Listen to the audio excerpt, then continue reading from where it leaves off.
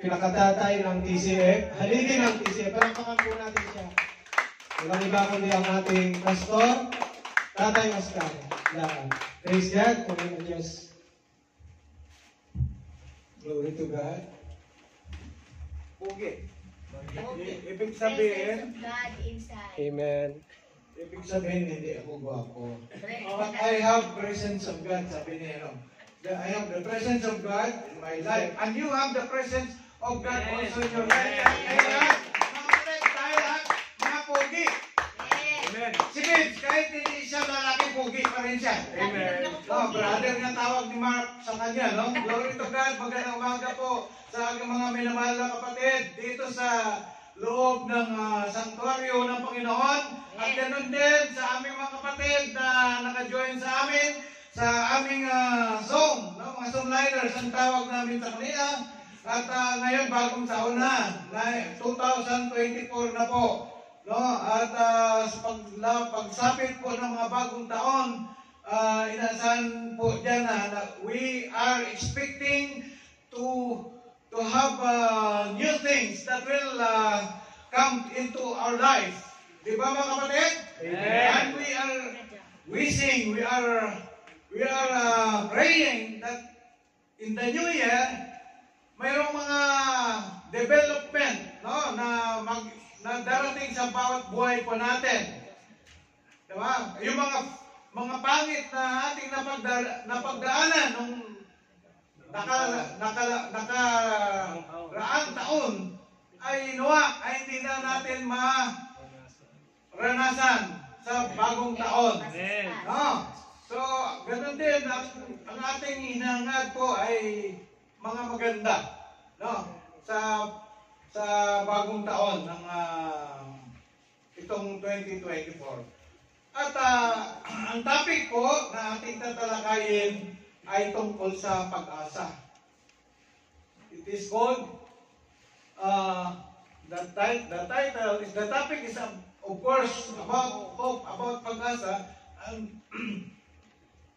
At binigyan ko po ito ng title na Finding Hope in Times of Difficulties. No? Ito yung nawit natin kanina, ugma dito sa mensahe ng Panginoon. At bago tayo pumalaot, tayo muna manalangin, no? Simply, of course, we need to acknowledge the presence of God because without the presence of God, the delivering of His Word will not be effective. So, we continue to feel the presence of the Lord. Sa oras nito, we thank you, O God. We praise your holy name, Lord. And we declare that, Lord, you are the King of Kings and you are the Lord of Lords. Lord, you are the God of Abraham, Isaac, and Jacob. The God that we worship, that is alive. The God who is able, Panginoon. Lord, we thank you, Lord, that you gathered in this place, Father God, and we are able to worship you, Father God. And Lord, we invite, Lord, the presence of the Holy Spirit, Lord, in our midst. And He is the one who will minister unto each and every one of us. Lord, put, Lord, thy words into my mouth, and that this word will be a blessing for all your children, O God. Let, Lord, the word that I will speak will be clear, Panginoon, Lord God, that they will be able to understand, Lord, the message, Lord, that you are going to teach them, Lord. Father, I acknowledge without you, Lord, I cannot do anything, O God. That's why, Lord, I rely, Lord, and depend, O God, in the power of the Holy Spirit, Lord, that you bestowed on me, O God. Anoint my lips, Lord, and anoint also the ear of your people, that they will have, Lord, the ear who is, Lord, excited, Panginoon, Lord God, to hear the words that come out from thy mouth. As you said in your words, that we are not living only in the bread that we are eating for our physical body, but Lord, we need also the bread, Lord, your word, oh God, that come out from your mouth, oh God. Father, we thank you, O God, and we declare, O God, that the enemy is not able to interrupt us and to distract us, Lord. Right now, I rebuke the any spirit, O God, of antok, pagkainit. Ito, Panginoon, ay aming, Lord, sinasaway sa pangalan ng Panginoong Isus. Greater is you, Lord, than he that is in this world. Thank you, God. In Jesus' name we pray. Amen. Palakpakan po natin ang ating Diyos na buhay. Ito, I want somebody to volunteer. I want somebody to volunteer to use the word hope. Huwag kayo mahiya. Okay. Sino ang gusto magsalita? Gamitin mo ang salitang hope para sa buhay mo. Sige. Hope. Ako magturo. Tayo na yung gusto mong ano. I hope. O, sumunan ko. I hope. Okay, sige. Kuya Neil. Anong kuhan mo sa hope? I hope to be continued praise of God. Amen. I hope to continue in praising God. and worshiping God. Palakpakan natin. Maganda, no? Okay. Kuya Alan. I hope. I hope this coming year I will attend more time on church. Praise God. Amen. Praise the Lord. Ngayon, si Kuya Joan.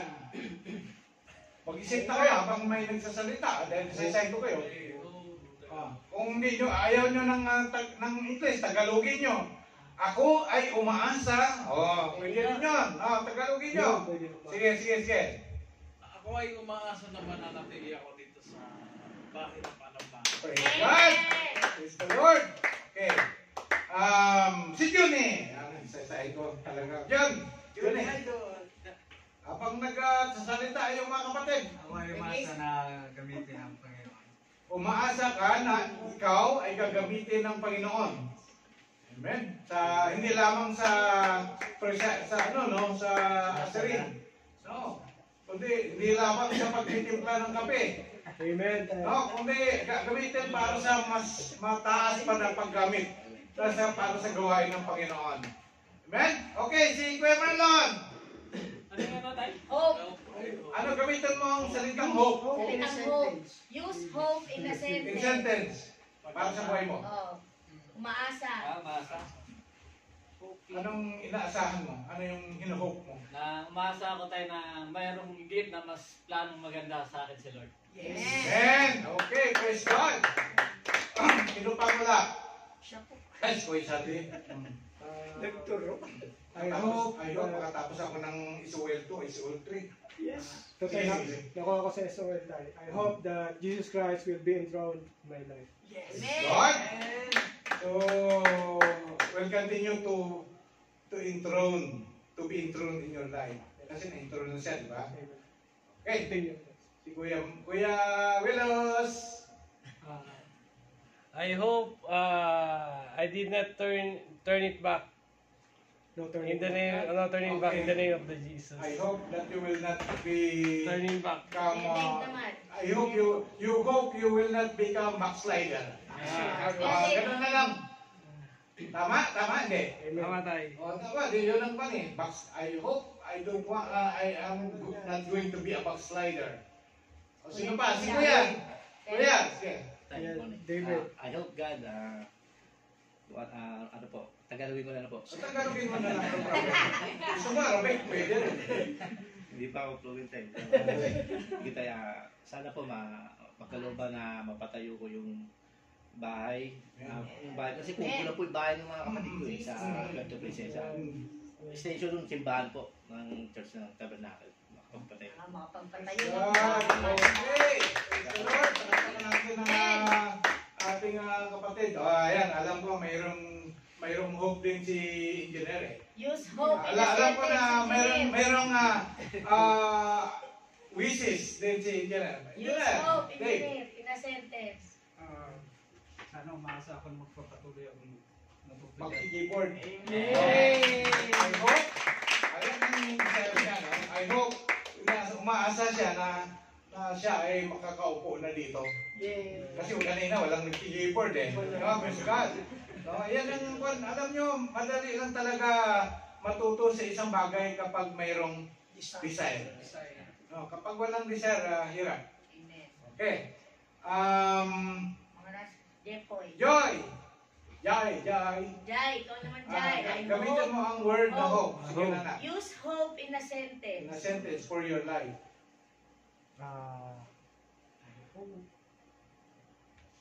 I hope. Sige na. Habang nag-iisip si Jai, Jipoy mo na. Hoy! Alam ko na yung, sabihin mo na direkta. Ano yung gusto mo, Poy? I hope wisdom from God. May wisdom ka na eh. Isa pa, ayun yung kukumpente ka. Meron ba eh?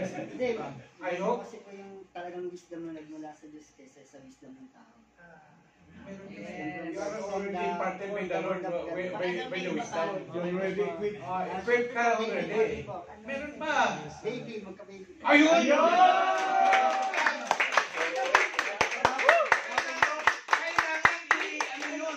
Kailangan i-declare yun. Yes, Kailangan declare it. i-declare. Yun ang nantay ko. Claim. Push, claim. Push. Push lang yan. Oh, di ba? Okay. Si Babes daw sabi ni Julie.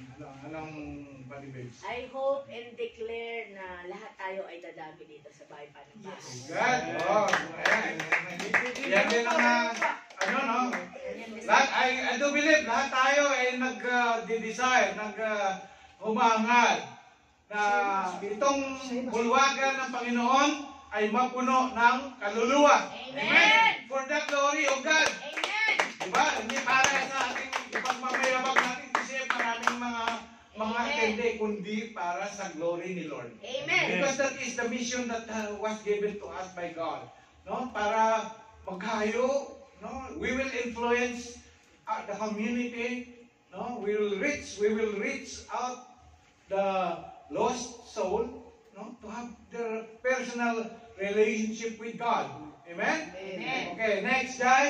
Jai, ikaw na I do believe you're ready now. I hope. I hope Jai can Sige na lang. stand dito. Jai. Kaya si Jai. Nahiya pa tayo eh. I Sige na, hope tayo na. Huwag ka mayanat ba? feel Okay. the shyness. Yes! Bumabago Sige na. Okay, next. Si Alam mo mga kapatid, pag lumabas tayo dyan sa mga tanongin natin, ano yung inaasam-asam mo? Ano yung hino-hope mo sa buhay? Maraming mga tao na nagsasalita din ng siyempre, ang sabihin nila, I hope ako ay makaahon na sa hirap. I hope na ako ay yumaman na, di ba? I hope ako ay mawala na yung sakit sa akin. Di ba? But the most important thing that the Lord wants us to hope is the hope of our salvation. No? Yung inawit natin kanina, we have Jesus Christ as our living hope. Okay, so magpapatuloy na po tayo. Maraming mga kapatid, sa buhay po natin, no, may mga circumstances na tayo naranasan natin. Maaaring noon, no? Maaaring ngayon, mayroon din na kung saan na tayo ay parang napapagod, no? Na kung saan may mga problema tayo na parang dead end, na parang wala nang solusyon. No? Nung isang linggo, sa club namin, nagulat kami na mayroong nag-post sa aming chat room na kung saan isang member namin, isang player namin sa club namin sa Faisal, namatay. Nagpakamatay. Ayun lang. Kasama ni Harvey, ka-teammate ni Harvey, player ni Jerry, no? Taga Cebu. Nagkaroon daw ng depression. Kaya nagpakamatay. So, see, sa mundo, kapag hindi natin mga kapatid, no? Lalo na sa mga taong walang relasyon sa Diyos, no, wala sila sa Panginoon, kapag dumating yung punto na kung saan naranasan nila ang matinding dagok o mga problema sa buhay nila, parang ang pakiramdam nila, dead end na, wala na. No? But for us, we should be glad that in our Christian life, we know that there is somebody who is with us. In times of troubles, in times of suffering, we can find hope. No? We can find hope in times of our difficulties. So, mga kapatid, ano ang ibig sabihin ng hope? Biblical definition of hope, ito nga sabi, most people understand hope as a wishful thinking, parang wishes lang, no? I wish, no? I wish, no? Example, I hope something will happen. Good thing will happen in my life. No? This is not what the Bible means by hope. No?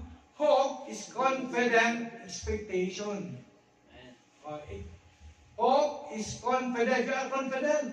You are expecting something, and you are confident that hope, no, that what you are thinking, what you are hoping will come true. Amen? Hope is a firm assurance regarding things that are unclear and unknown. No? Unknown hope is a fundamental component of the life of the righteous. No? People without hope, life loses its meaning, and in death there is no hope. No? Okay, next. Okay. The righteous who trust or put their hope in God will be helped by God. Oh. Ano sabi doon sa Psalm 28 verse 7? Sabi diyan, the Lord is my strength and my shield. My heart trusts in Him, and He helps me. Okay? My heart lives for joy, and with songs I praise Him. And they will not be confounded or put to shame or be disappointed. This is what will happen to the righteous. The righteous will have this trustful hope in God, have a general confidence in God, God's protection and health. No? In Jeremiah chapter 29 verse 11, ito palaging dapat may memorize natin. Ito, no, sinabi na, therefore, ano doon? Jeremiah 29:11. Kaya hindi ko sinabi dyan eh. For I know the plans I have for you, declares the Lord. The plans to prosper you, and not to harm you. Plans to give you hope. And plans to give you hope and future. Kaya hindi ko nilagay dyan para memorize nyo yan. Paghahawakan nyo yan. Alam niyo, may salita ng Panginoon sa inyo. Alam niyo, may plano pala ang Panginoon sa akin. Ang plano niya ay maging prosperous ako. Hindi niya plano na ako ay masasaktan, to harm me. No? Ang plano niya pala is to give me hope. No? And future. No, that is what the righteous, the benefits of being a righteous or children of God. No? Amen? And they are free from fear and anxiety. Ito, fear and anxiety. No? Therefore, we will not fear, though the earth give way and mountains fall into the heart of the sea. No? Hindi tayo magraratel. Kahit ano pa, may gera man diyan sa Israel, may gera man sa Yemen, ano man mangyari in our surrounding, we will not be rattled, hindi tayo matatakot, because why? We know that God is with us. Amen. Amen? Amen. God is protecting us. And we are under the umbrella, we are under the shadow of His wings. Amen? So,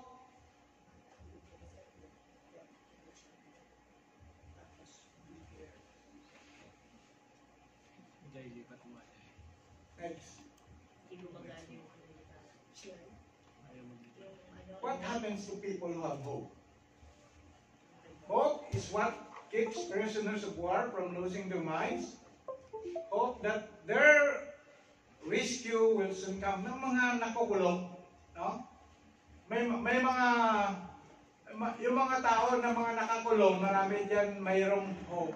Mayroon diyan mga tao na hopeless, walang hope na. Dito na yung nasa isip nila na forever na sila doon sa kulungan na yon. Na doon na sila mamamatay. Pero yung mga mayroong hope, ay umaasa pa rin kahit nakukulong sa kahit na sentence yung mayroon na silang sentence na life sentence. Some of those prisoners who have hope, they are still hoping that one day they will be set free. No, through probation ba yun? No, may mga ganong programa, no, na kapag nakita na mabait ka, maganda yung ginagawa mo sa loob ng kulungan, no, may probation. Parol, no? Ganun, no? So, yun ang hope ang nagpapagana sa buhay nila. One day I will be set free. Diba? And of course, the mga prisoners of war, ganun din. They are still hoping that a group of soldiers will be sent by their government to rescue them. Then hope moves of people every day to other countries seeking a better life. We hope before we left Philippines, going into this place, we are hoping that when we go to Saudi Arabia, we can have good salary, good benefits, and we can have enough financial remuneration that can help our family. Correct? Yan naman talaga. Hindi natin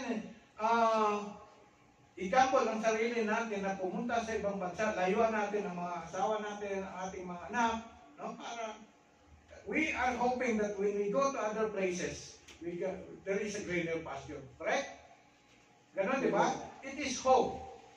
No? It is hope na mayroon tayong hope. No? Okay. Hope brings people to counseling, desiring for a relationship to be mended.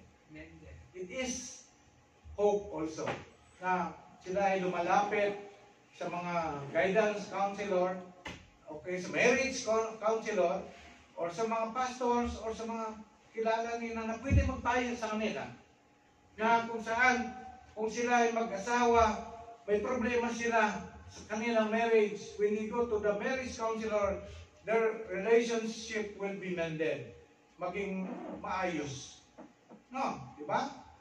Pag-aralan po namin yan sa SOL 3 that it is part of the workers of God na magiging counselor, tagapayo. No? Hope brings people to a doctor, wanting relief from sickness. Of course, the patient will go to the hospital, to the doctor, expecting and hoping that when he go to the doctor will administer his sickness. Siya ay binisitahan, examine, bibigyan ng gamot, o operahan, siya gagaling. Diba? That is hope. Kung ikaw nagpapatayo ng bahay, you go to the engineer, you go to architect, no, to let them make a plan to build your house. So your hope is in them. Amen? Amen. So, next.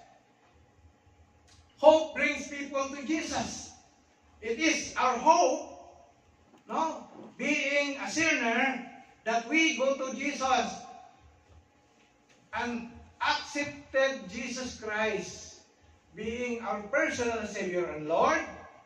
We hope by doing that, we're gonna have our free gift of salvation, which is the eternal life. Correct or no? Tama? Ito yung hope natin. Because Jesus Christ is our living hope. The thing that Jesus Christ did for us in the cross is the payment for the penalty of our sin. And that is what we are hoping. we are expectedly and assured that what He has promised to us, what He has done for us, is true, and it will happen. That one day, when we go to the Lord, we will be in His presence in heaven. Amen? Amen. Okay. Hope for forgiveness. Ito yung sinabi ko kanina. Hope for new direction. Hope for a new life. So when you come into the Lord and surrender your life to Jesus Christ, you will live according to His will. And He will be the King of Kings of your life. Siya ngayon, dati kung mula pa tayo sa Panginoon, sinong hari natin? Sino nakaupo sa trono natin? Sarili. Tayo ang nakaupo. Ibig sabihin, gusto natin, yun ang nasusunod. Nung tinanggap po natin si Jesus Christ truly, nung tinanggap natin siya, kaya nga sinasabi, Panginoon natin. Kinikilala natin siya, we confess that He is the Lord of our life. He is the Master of our life. Ibig sabihin, siya ngayon ang nakaupo sa trono ng ating buhay. Hindi na tayo. At ang mga ginagawa po natin ay ang mga nais niya. Kaya dapat mga kapatid, maging aware po tayo sa lahat ng mga ginagawa natin. Nag-glorify ba ang Lord sa aking gagawin ito? No? Is it again to His will? I-check po natin palagi, kapag ginawa ko ba ito? Pag sinungaling ako, no? Pag mura ako, pag inom ako ng saliki, nag-glorify ba ang Lord dito? Mangupit ako. No. Mumurahin ko yung kapwa ko, saktan ko verbally. Ano ba yun? Yung na-glorify ba? Natutuwa ba ang Panginoon? No. Yan palagi, i-check natin palagi. No? I-check po natin ang sarili natin bago tayo mag-move. No? Because Satan wants to deceive us. Nais ng Panginoon na bawat hakbang natin, ang hakbang na ginagawa po natin ayon sa kanyang kalooban. Amen? Malinaw, hindi? Malinaw. Okay. So, who is the source of our hope? Of course, the source of our hope is God. Christian hope. Ang tinatawag natin dito. Christian hope is the source of the hope of Christians is, of course, our Lord, no? Our God. Sabi dito doon sabi ni Pablo sa Romans chapter 5 verse 15 verse 13, may the God of hope fill you with all joy and peace, and you trust in Him, so that you may overflow, no, with hope by the power of the Holy Spirit. And Jeremiah chapter 29 verse 11, ito yung kaninang sinabi ko. No? Sige, sinunod dyan mag-volunteer, nakapikit at i-recite ito. Bigyan ko ng 5 real mamaya. For I know the plans I have for you, declares the Lord. Hindi na, talagang magbibigay talaga kayo ng ako pala. Okay, next. Dapat sa Diyos lamang tayo mag-asa. Dapat sa God lang tayo mag-put ng hope natin. Kasi sabi nga dito, ang kabayo ay walang kabuluhang bagay sa pagliligtas. Hindi niya iniligtas ang sinuman sa pamagitan ng kanyang malaking kalakasan. Narito ang mata ng Panginoon ay nasa kanila na nangangatakot sa Kanya. Sa kanila nagsisiasa sa Kanyang kagandahang loob upang iligtas ang Kanyang kaluluwa sa kamatayan at upang ingatan silang buhay sa kagutom. Inintay ng aming kaluluwa ang Panginoon, siya ay aming saklolo at aming kalasan, sapagkat ang aming puso ay magagalak sa Kanya sapagkat kami ay nagsitiwala sa Kanyang banal na pangalan. Sumasa amin nawa ang inyong kagandang loob, O Panginoon, ayon sa aming pag-asa sa inyo. Saan ba tayo sumasandal? Saan ba kayo humuhugot ng lakas ninyo? Kanino kayo kumukuha ng lakas? Yung pag-asa sa buhay. Kanino? Sa pera ba? Sa amo ba ninyo? Sa trabaho ba ninyo? Sa asawa ba ninyo? Sa kaibigan ba ninyo? O sa power ninyo? Sa knowledge ba ninyo? Doon ba kayo umaasa? Alam mo, Jai, ipakita mo nga doon yung Psalm chapter 20 verse 7. Dapat sa Panginoon tayo. Some take pride in chariot and others in horses, sabi nyo. But we take pride in the name of the Lord our God.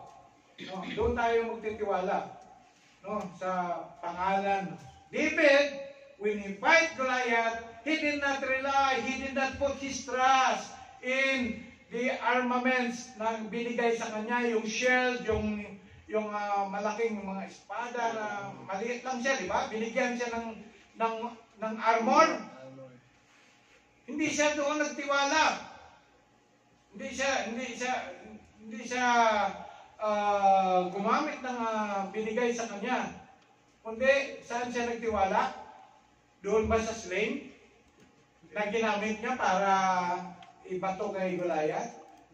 Sa palagay nyo, saan si David kumuha ng ganong saan siya kumuha ng tiwala, ng power? Lord. Kay Lord. In the name of the Lord. No? Alam niya, kahit anong gagamitin niya doon na simpleng bagay, kaya niyang magtagumpay, kaya niyang lupigin, no? Against the big opponents na giant, na si Goliath. No? So dapat tayo mga kapatid, do not trust in things. No? Huwag tayo magtiwala doon. Magtiwala tayo doon sa buhay na Diyos na sumasa atin. Ganito, kanina, nagkwento ako kay Kuya Marlon, ako sumundo sa kanya. Tinuruan talaga ako ni Lord. Dito sa sitwasyon ko, I am in the period of difficulties, no? Tulad nito, imagine 300,000 Saudi Riyal ang malabo na benefits ko, salary, unpaid allowance, so, no? Mga vacation benefit, umabot mga 300,000 Saudi Riyal. Kapag iisipin ko lang yun, no? Kasi convert mo sa piso yun, magkano yun? Ilang milyon yun? Aba, sitting pretty na ako, pwede na ako sa Pilipinas, upo na lang. At mag-open na lang ng negosyo doon, di ba? Sama ako sa... Oh. Alam mo sa mga kapatid, may mga kwentuhan ako, sayang naman kuya. Sayang naman kuya. Alam mo kapatid, sabi ko, alam mo, makasama ako. Alam mo, kapag iisipin ko lang yan, mag-isip lang ako na mag-isip niyan, baka magkaroon ako ng feeling. Depression. Baka mamaya, kinakausap ko na yung sarili ko. No? Amen. Baka mamaya, na-depress ako. Amen. Nagkaroon ako ng anxiety, naapektuhan yung health ko, inatake ang puso ko, na ano yung, anong tawag dyan? Pumutok yung utak ko sa kakaisip. Ma? Pero alam niyo yung tinuro ng Lord sa akin? Please naman. Makinig kayo, huwag kayong kwento. Mamaya na kayong kwento. Para, mga kapatid, please. Ito ang tinuro ng Lord sa akin dito, na huwag magtiwala sa kayamanan. Kayamanan kasi yan eh. No? Kayamanan kasi yan eh. Sabi ko kay Kuya Marlon, ang haba-haba ang sharing namin ni Kuya Marlon kanina. Ang sabi ng Panginoon, sabi niya, sa panalangin na tinuro niya, give us our, ano ngayon Kuya Marlon? Daily bread. Hindi niya sinabi na give us, Lord, our weekly bread, or monthly bread, or yearly bread, daily bread. Amen. Ibig sabihin, tayo dapat araw-araw dumipindi sa Kanya. Amen. Sa Kanya tayo dumipindi. We will put our trust and hope with the Lord. Na siya ang Diyos, He is the supplier. He will supply us all our needs according to His riches and glory. So in the period of our difficulties, whatever situation that we face in our life, if we put our hope and trust in God, God will move in our life. Ipakita niya, iparanas niya sa atin na mag-manifest na mapatunayan na talagang Diyos na pinaglilipuran natin buhay. Look what happened to Job. Ito yung, ako mga kapatid, palagi kong pinikwento. During that difficult period na I'm very down sa buhay ko, na kung saan yung first wife ko nagkasakit, wala akong trabaho, 3 buwan, magpa-hospital yung aking asawa, umiiyak, wala akong pera. Yung anak ko si Mark, gustong minom ng gatas, walang pambili ng gatas. Kakain kami, walang bigas. Dito hindi sa Pilipinas yun. Dito yun. Naranasan ko yun mga kapatid. Yung akala natin sa Pilipinas lang, dito, Brad, grabe yung panahon na yun. So, kung mahina-hina lang ako that time, baka nagkaroon na rin ako ng depression. But you know what? I learned to come to the Lord, to draw and surrender my needs to the Lord. And I speak, sabi ko sa Panginoon, Lord, you are alive. You will not allow me to stay on this storm of my life. Yes, maaaring minsan mga kapatid, we are questioning why God allows bad things happen to His children. So it's not only me or you or all of us na nakaranas ng mga pangit na sitwasyon sa buhay po natin. Yung namatay yung misis ko, ang unang wife ko, ang pastor na nag-counsel sa akin, sabi niya, i-meditate mo ang Book of Job. Yes. Mas matindi ang naranasan ni Job kaysa mga naranasan natin. Part din ito sa pinag-usapan namin ni Kuya Marlon kanina. I-compare mo ang sitwasyon mo ngayon doon sa sitwasyon ni Job. No? So mga kapatid, Job knows, no, and he put his trust and hope to the Lord. He knows na alam ni Lord. No? Alam ni Lord ang lahat ng nangyayari sa buhay niya. And he allowed that problem, that trials to happen in his life to prove Satan is wrong. Tama, di ba? Kasi nag-uusap si Satan at saka si Lord. Jesus. No? Sabi niya, kaya lang naman yan, tapat ang lingkod mo na yan kasi mayaman. Dami niyang mga kari-arian, mga hayop. No? Tanggalin mo yon. Tingnan natin kung di babaliktad. Ngayon sabi, sige, gawin mo, huwag mo lang pakialaman ng buhay niya. Ginawa, tinatay, mga hayop, mga ganon pa rin, tapat pa rin si Job.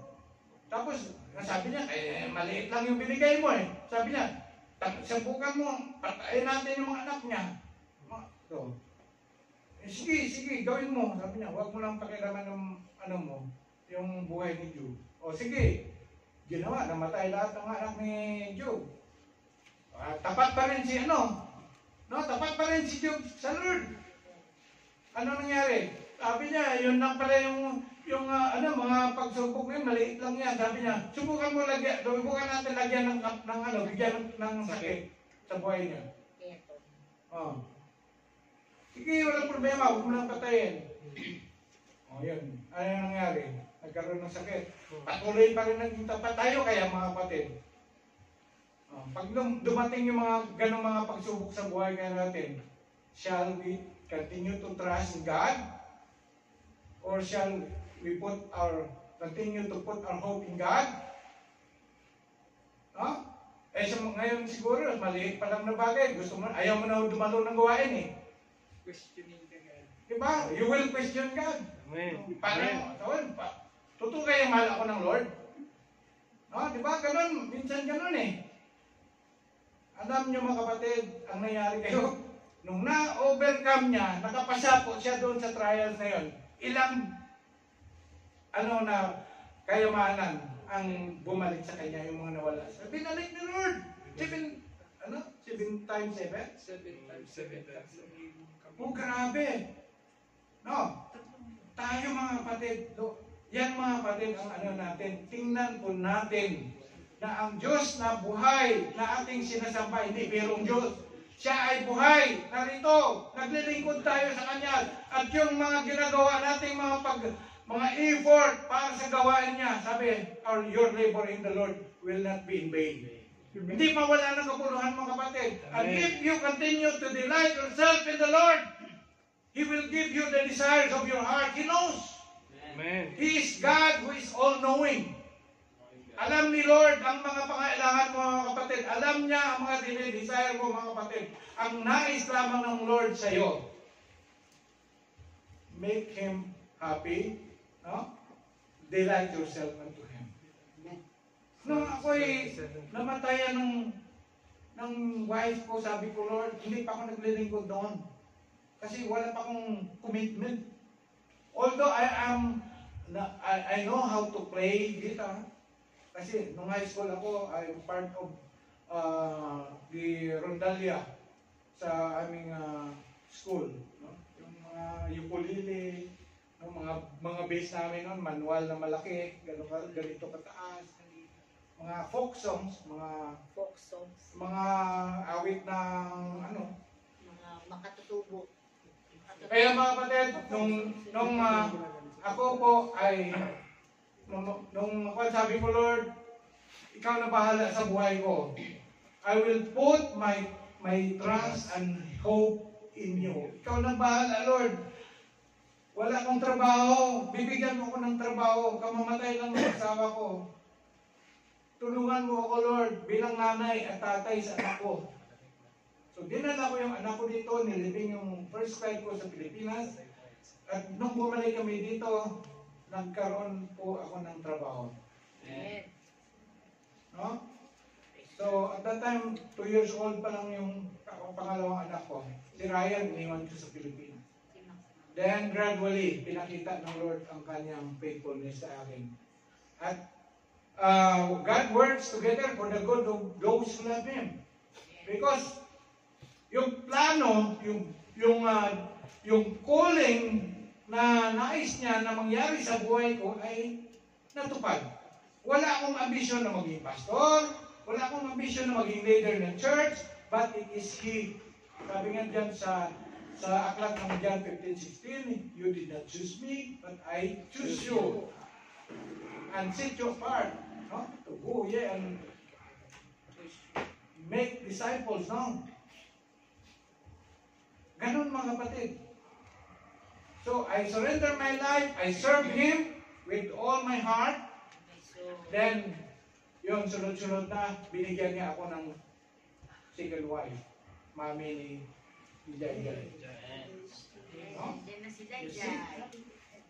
Kaya nga sabi, kailangan po natin magpakaligaya muna sa Panginoon para yung dinidesire po natin, sa buhay po natin, ibibigay po niya. Siya ang gagawa. Amen? Amen. So, mga kapatid, ito, may stern warning ang Panginoon na dapat hindi tayo magtiwala sa mga bagay. No? Mas bigyan natin ng tiwala ang Panginoon. Sabi nga doon sa Jeremiah chapter 17 verse 5, God sternly warns against placing our dependency on man and calls it a curse. This is what the Lord says. Curse is the one who trusts in man, who draws strength from mere flesh and whose heart turns away from the Lord. Okay? God wants us to trust in Him. Psalm 147 verse 11, the Lord delights in those who fear Him, who put their hope in His unfailing love. In Hebrews chapter 10 verse 23, God tells us that He is delighted when we put our trust in Him and to rely on Him, for He who promised it is faithful. God is true in His promises. Pag nag-promise siya, gagawin niya. Amen. Pag nag-promise siya, na sinasabi niya, na for God so loved the world that He gave His only begotten, that whosoever believe in Him shall not perish. Yung shall not perish, promise na yun eh. No? Shall not perish and have an everlasting life. Maging totoo yun, mga kapatid. Yun ang hope natin eh. Yung eternal life. No? Yun ang hope natin na mangyari po. Kapag anuman oras tayo kukunin ni Lord, we will be in heaven. Amen? Nagtutunda pa kayo doon? We have the assurance of our salvation in Christ Jesus. Amen? Amen. Huwag na kayo magduda.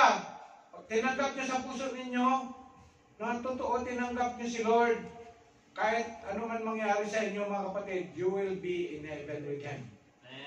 Amen? Amen. Okay.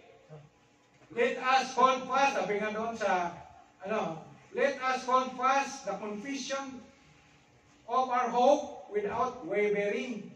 For He who promised is faithful.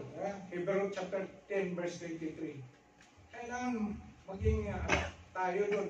Paghawakan po natin yung pangako ng Panginoon. No? Dahil siya nangako ay totoo. Faithful. Okay? So huwag tayo magtiwala sa anumang bagay. Doon tayo magbigay ng hope natin kay Lord. God is alive and He can help us in times of our trouble. Katulad ng sinasabi ko kanina, no, na sa testimony ko, He is listening and is an ever-present help in times of troubles. Yan. I-memorize din nyo yan, no? Psalm 46 verse 1. Pakibasa nga, Kuya Niel. God is our refuge and strength, a very present help in the trouble. See? And He has delivered us from such deadly peril, and He will deliver us. On Him we have set our hope that He will continue to deliver us. We are already delivered from the chain of being in the nature of our sinful nature, no? Di ba na-deliver na tayo dun eh. Nung tinanggap natin si Jesus Christ, na-broke na yung chain na yon. Nung hindi pa tayo nakakilala sa Panginoon, nakagapos po tayo. Amen. No, nakita natin yung mga priso na may nakagapos, may chain, parang mga slave. No? So before, we are slave to sin. Nung tinanggap natin si Lord, no? Truly na tinanggap natin si Lord being our personal Savior and Lord, yung chain na yun, nawasak. Winasak ni Lord. So we are set free. You are now in freedom, living in freedom. Amen? And you are not anymore following the lust of the flesh. Dapat ganun, no? Dapat ilagay natin, I am now a child of God, and I am not living anymore in the lust of the flesh. Lust of pride. No? Yung mga ginamit ni Satan kay Eve, kay Eva. Pride of life. Wala na tayo doon. Dapat tuwing may ginagawa tayo, katulad ng binanggit ko kanina, tuwing maghakbang tayo, decision natin, check natin, is this going to please God? No? Because, kung alam ko natin na ang isang bagay na ito ay mali at hindi nalulugod ang pagdating natin gagawin, because if we will continue to do it, there will be a consequence. Sabi nga ng mga India, karma. Pero tayo mga Kristiyano, ginagamit natin na term yan, consequence. Alam mong madulas eh. Sa gilid ka ng bangin, may madulas na daan doon. Alam mong madulas doon, doon ka pa maglalaro. Eh kung nadulas ka, di nahulog ka. That is temptation. Alam mo nang may nasa temptation ng lugar na yan, yung mga pinapanood mo, yung ginagawa mo, ba't ka pupunta pa dyan? Eh kung ano ka, nadala ka. Alam mo sadiki, amoy sadiki eh. Inamoy mo pa, ininom mo pa. Ay, tinignan ko lang. Tinikman ko lang. Sadiki nga, isang baso, ininom. May kilala ko niyan. Oh, doon sa kasalan. Tinanong ko. Binigyan ako. Sabi na, alam nila eh. Biglang hinabol ako ng player ko. Tay, wag yan. Sabi ko, bakit ano to? Akala ko Diyos. Tay, sadiki yan. Sadiki. May sadiki pala kayo dito. Nakarayin sila ngayon. Eh, pero yung kilala ko, talagang alam ng sadiki, ininom niya. May banayag whiskey pala doon tayo. Banayag whiskey. Oo! Hindi na dapat yun. Wag na natin ulitin yun. No, hindi kasi tayo po ay ilaw. Tayo po ay ilaw, nakatingin sila sa atin. Ay, born again kayo yun. Ba't uminom ng sadiki? Pag umuwi ka sa Pilipinas, titisting kayo, ay born again ba yan? O bibigyan kayo ng beer, o bibigyan ka ng mga alcoholic drink, titisting kayo. Tingnan nyo nga kung talagang yung mga born again ay hindi uminom ng alak. Eh, uminom ka, ikaw, sige, Brad, pare, may pera dito, bilay ka ng pulutan. Ikaw pa wala na. Where is your testimony? Saan ang testimony mo? Diba? Tapos nakita nila, born again ko sa Saudi, born again daw ko, no? Tapos, tapos, nagmumura. Nagmumura. Pag ikaw ay born again, dapat wala na yung mga pagmumura. Mga word na nakakasakit sa kapwa mo. Whether doon mga lumalabas sa ating mga labi, maaring ito sa mga text messages, sa FB Messenger, sa WhatsApp, Brad, hindi nakalugod-lugod. We have to walk worthy of our calling, being a child of God. Parang hindi yung ikaw ay sumasayaw ka, ang tugtog ay Macarena, tapos ang sayaw mo tango. Diba hindi hindi bagay. Kabisado ni Webster tayo, Sumasayaw ka dapat ng cha-cha, pero sayaw mo tango. Cha-cha yung tugtog, tapos ang iyong sayaw tango. Diba? O tenikling. Pwede kayo yan, tenikling yung tapos nagtatango ka. Di maipit yung paa mo. Alayo.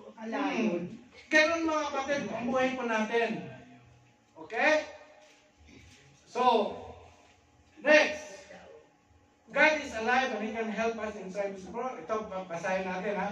Kapag inilagay natin ang ating pananampalataya sa Diyos at ang muling pagkabuhay ni Jesus mula sa mga patay, pagkatapos na magtiwala tayo sa Kanya, nadadali tayo sa langit. Kung mapagkatiwalaan natin siya sa ating kawalang hanggan, tiyak na mapagkatiwalaan natin siya sa ating mga makalupa o araw-araw na mga pangangailangan.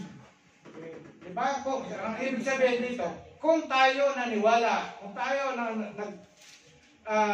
nagtitiwala, we put our hope na kung tayo ay mamatay, tayo ay pupuntang langit, hindi niya inaalis yun yung mga pangailangan natin ngayon habang nandito pa tayo sa lupa. Ipagkatiwala din natin sa Kanya yun, mga kapatid.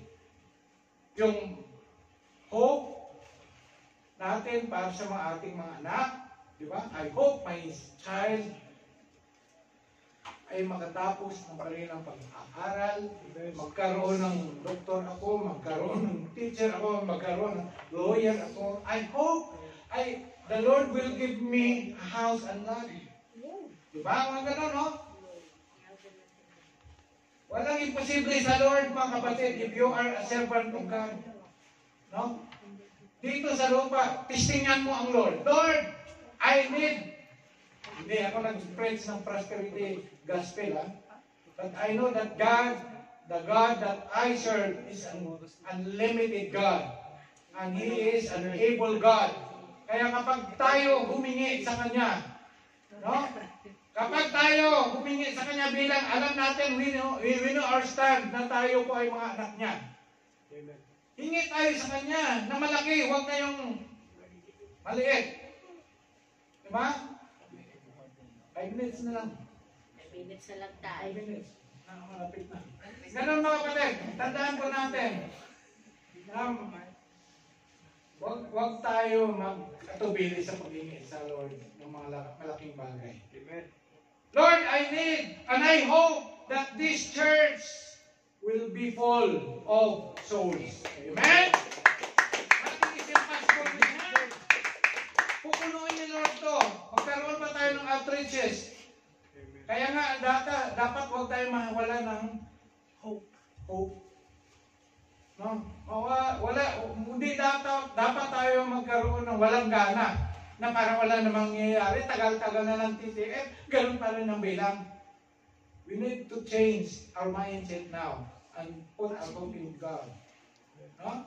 Na magkaroon po na maraming workers, spirit-filled workers ang Panginoon dito sa church natin. So that it is easy for us to accomplish the vision and the mission that the Lord instilled in our hearts. Amen? Amen. To glorify Him, for His glory. Amen. Now we have ordained 3 pastors. I believe it will be easy for the administration of the church because we have now tatlong pastor na tutulong po sa akin. And when I go to Philippines, we can start TCF there in the Philippines, and I am confident that yung mga naiwan ng mga pastors dito, they are able to cope up the task that the Lord has begun in their life with the servant of God. Amen? Ito sa Matthew chapter 6 verse 10, tulad nung sinasabi ko kanina, na kung saan si Lord hindi lamang sa kaligtasan natin sa langit, hindi lamang sa eternal life natin siya yung tawag dito. Siya din po ay nag-iisip din po para sa pangailangan natin dito sa lupa. No, ito ang sabi niya, huwag daw tayo mang-worry ng worry. Sabi niya, sino ba sa inyo na sa pamagitan ng pag-worry, madagdagan ng 1 minuto ang kanyang buhay? Diba wala? Sabi nga na dito, and if God cares so wonderfully, kasi inamping niya yun, look at the bird in the snow. Look at the birds. They are not planting the food that they are going to eat. Wala, di ba? Hindi katulad sa atin, kailangan mag-plant tayo, kaya magtrabaho tayo para makakain, di ba? Pero mga birds, lumilipad, ang saya ng buhay ng mga ibon. Lipad dito, lipad doon. No? Dalawa, ang sarap na nga magiging ibon. Sana naging ibon na lang. Kasi lang, 1 month lang buhay mo. Anong gusto mo? Mag-ibon ka o tapos tinirecord ka pa, tinamaan ka pa. Ayoko na ng ibon. Huwag ka na lang mag-ibon. Tigil ka na lang. Nagbago na nag-iisip. Sabi nga dito, ang water lily, binanggit ni Jesus Christ. Ang mga water lily, maganda, di ba? Tingnan. Pero sabi niya si Shloman, hindi nagkaroon ng ganong glory. Katulad ng water lily. Sabi niya dito, and if God cares wonderfully for the wildflowers that are here today, and to be thrown into the fire tomorrow, He will certainly care for you. Yan. He will certainly care for you. Why do you have little faith? Verse 31, so don't worry about these things saying, what will we eat? No, what will we drink? No. Yan ang tao. Ano kaya kakainin ko bukas? Dami pa niyang pagkain sa rin. Same. Oh, Ano kayo lulutuin? Walang problema na tayo. Sana may biko. Nagkabulok-bulok na yung pagkain sa rin. Nag-worry pa rin. No? Lutuin mo na lahat. Hanggang sa linggo, kung kainin. Hindi pala naman nalulutuin. What shall we eat? What will we drink? What will we wear? These things dominate the thoughts of unbelievers. Ang mga unbelievers lang yung mga ganito na uling pag-iisip. But your heavenly Father already knows all your needs. Alam na ng Panginoon. Alam na ng Diyos ang mga pangailangan natin. No? Verse 33, ito, memorize ito na marami. Seek first His kingdom and His righteousness. All these things shall be Added unto you. added unto you. May ibang version ito eh. Ano ba yan ang verse tayo? Seek the kingdom, ibang version ng tayo. Yan pa rin ang tinutugtog sa riyan. No? So, ganun mga kapatid. No? Seek first. Matthew 6:33. Ito pa. I had not seen nor heard, neither have entered into the heart of man the things which God had prepared for them that love Him. Ito yung tinutukoy niya dito ay yung sa langit.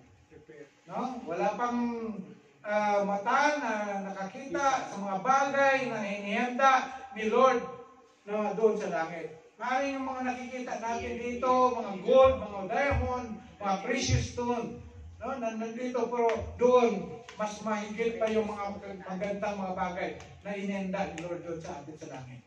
Amen? Amen. Kaya dahil di-desire po natin, mag-focus tayo mga kapatid. Hindi ko sinabi, kalimutan na natin ang buhay na po natin dito. Huwag natin pabayaan ang ating spiritual life. Because we are not living 100 years, 200 years here in this earth. This is our temporary place. No? Darating ang panahon, pupunin tayo ng Lord. At doon, dapat doon tayo sa langit. Para makita po natin yung mga bagay na yan. Na sinasabi, no eye had seen, or ear has heard, no, for the things that God has prepared for us in heaven. Amen? So, bakit ulit nung nasulat, hindi pa nakikita, sabi nga sa Tagalog, no? O narinig, ng tainga, hindi sumagip sa isip ng tao ang mga inihanda ng Diyos para sa mga iniibig sa kanya. Yan ang pangako niya, no? Na ano natin doon sa langit. Number 3, our God is hope in times of our difficulties. Ako yung maasa sa inyo palagi hanggang katapusan ng sanlibutan. Ito yung pangako ni Lord. No? Na sabi niya, I will never leave you nor forsake. I am with you until the very end. Or until the end of time. Those who hope in the Lord will renew their strength. They will soar on wings like eagles. They will run and grow weary. They will walk and not be faint. Isaiah 40:31. Ito yung natin yata. We can find hope in Jesus that will give us peace that surpasses all understanding. Ito yung kanina, di ba? At ang kapayapaan ng Diyos na hindi kayang maunawaan ng tao ang siyang mag-iingat sa inyong puso at pag-isip sa inyong pakipag-isa kay Kristo. Jesus is our hope for eternity. Dito yung kanina, living hope natin, di ba? Jesus ang ating pag-asa, walang hanggan, at dahil sa Kanya, ang kamatayan ay hindi ang wakas. Para sa iba, mga kapatid, ang kamatayan na wakas na, dead end na. But we who are Christians, who are believers of Christ, we know that that is our entrance to heaven. No? Pag wala na tayo dito, mamatay tayo, that is our entrance to heaven. No? Dapat entrance to heaven tayo, hindi entrance to hell. Pag mamatay. So kahit natinala tayo ng mga anghel sa ating maluwalhating tahanan sa langit, malaman natin na siya ay kasama natin at ito ay simula pala. Ito na yung last. By faith, we must claim. Ito na yun ha, last na to ha. By faith, anong gagawin po natin? To attain. So kailangan po natin by faith. We need by faith, no? We must claim the promise from God who is the source of our hope. I-claim po natin by faith. No, from God. No, the source. Kanina, di ba, sabi ko, God is the source of our hope. No? ang mga pangako ng Diyos ay talagang isang tunay na pinagmula ng pag-asa na hindi nabigo. Sa kanyang mga pangako, masusumpungan mo ang buhay na walang hanggan at may tiwala sa pag-asa. 2 Corinthians chapter 1 verse 20, for no matter, tandaan nyo to, for no matter how many promises God has made, they are always yes in Christ. Sabi, heaven and earth will pass away, but my word will remain. Ganon ang pangako ng Diyos. Hindi siya tulad ng tao na nangako tapos hindi tinutupad. Ang tao nagbabaw. Oo, sige pastor, gagawin ko tapos hindi ginawa. Oo, pastor, mag-on time na kami sa pag-practice ng music. Diba? Ako, bakulit talaga ako. Tinitingnan ko yung alas 10 na. Babes, tumawag ka na, tawagan mo na yung mga kasama mo sa music pag-start na.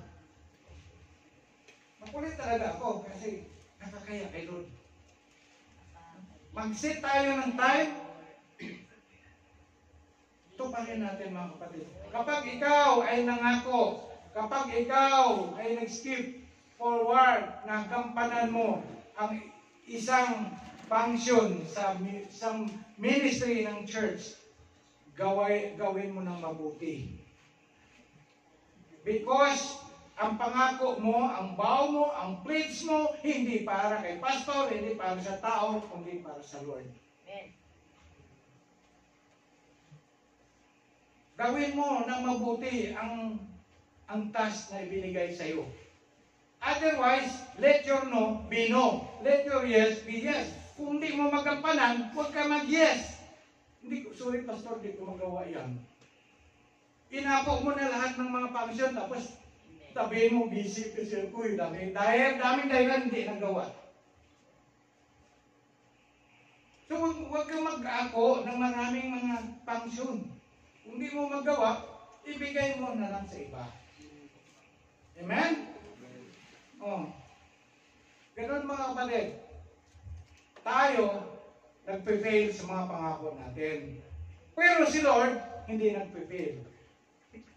May the God of your hope so fill you with all joy and peace, okay, and believing through the experience of your faith, that by the power of the Holy Spirit you may abound and overflowing. Bubbling over with hope. That is in Romans chapter 15 verse 13. Ito na, last verse. Why are you downcast, O my soul? Why so disturbed with me? Put your hope in God, mga kapatid.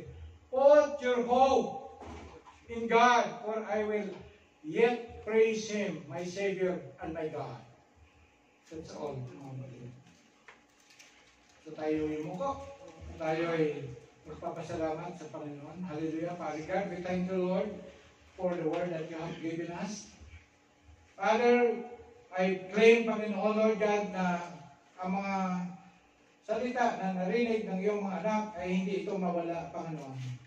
Kaya mo, Panginoon, Lord God, na gamitin ng mga anak mo ang kanilang bagong natutunan na katuruan mula sa iyo.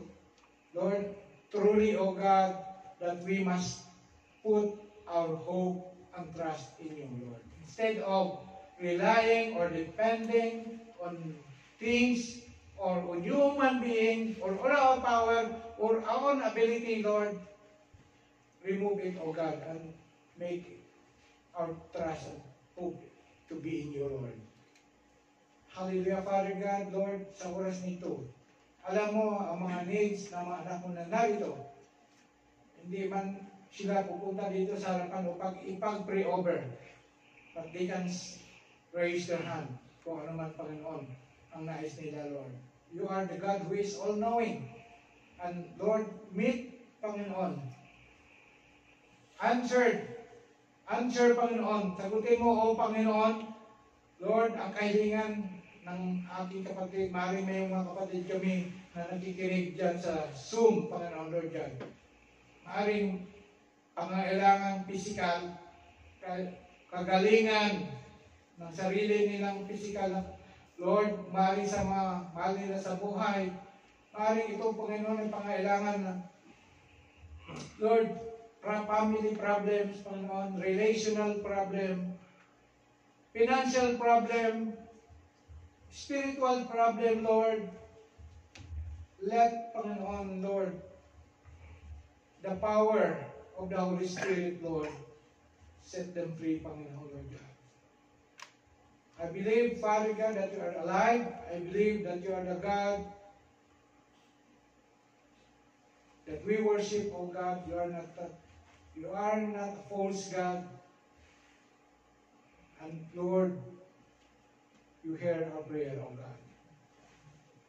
Father, we claim, Panginoon, Lord God, that this church will be full of souls, Panginoon, Lord God. I pray for all the leaders, for all the pastors, Panginoon, Lord God, that Lord, equip us, give us the humble heart to serve you, and our motive only, Lord, is to glorify you, not to glorify ourselves. Father, we thank you, O God, that, Lord, you continue, O God, to meet the needs of our church. And I know, financially, Lord, sa aming mga bayaran, sa aming rental, pagkain, at iba pang mga expenses dito, Lord. Father, you will supply us all our needs according to your riches and glory. Father God, we thank you, Lord. In Jesus' name we pray. Amen. Amen.